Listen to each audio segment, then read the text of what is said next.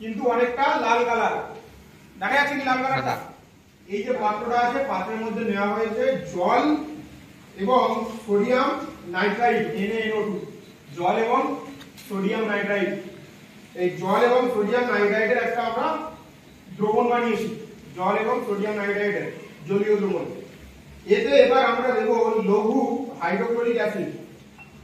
দেখ yellow colour হয়ে আছে কিনা? তো উপরে দেখ একটু হালকা লালাগো আসছে, রেড কালার। দেখ আছে না? একদম দেখ ভালো করে নাড়ালে দেখ রেড কালার দেখা যাচ্ছে। যাচ্ছে তো দেখা রেড কালার। আচ্ছা ঠিক আছে ঠিক আছে, ওখানে দাঁড় করে রাখতে রেড কালার। এইবার এতে যদি আমরা 2 থেকে 3 ফোঁটা বিটা ন্যাপথল যোগ করি, এই বিটা ন্যাপথল এই শনাক্তকরণটা আবার অ্যালকোহলে ফেনলের শনাক্তকরণ। বিটা ন্যাপথল যদি আমি এখানে 2-1 ফোঁটা দিয়ে দিই তাহলে এটা কমলা কালার, একদম একেবারে অ্যাজোরঞ্জক, একদম রেড কালার চলে এসেছে। দেখ রক্তের মতো আসলো না, কিন্তু অনেকটা লাল কালার। দেখা যাচ্ছে কি লাল কালারটা? লাল কালার। হ্যাঁ, তাহলে বুঝতে পারলি?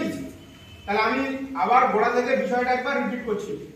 তাহলে এই পরীক্ষাটা অ্যাকচুয়াল আছে সেকেন্ড সেমিস্টারে, তোদের 4th সেমিস্টারে, ঠিক আছে? কিন্তু এখনই করালাম। তাহলে আমরা শনাক্তকরণ করলাম কিসের? অ্যানিলিনের শনাক্তকরণ করলাম এই পরীক্ষার মাধ্যমে। প্রথমে কি নিলাম? এটা পরীক্ষায় ডিরেক্ট পড়ে। প্রথমে কি নিলাম?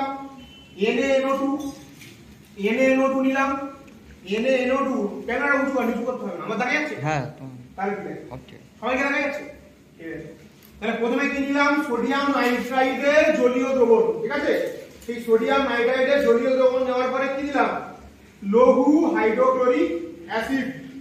এই সেই লঘু হাইড্রোক্লোরিক অ্যাসিড দেওয়ার পরে আমরা কি দিলাম?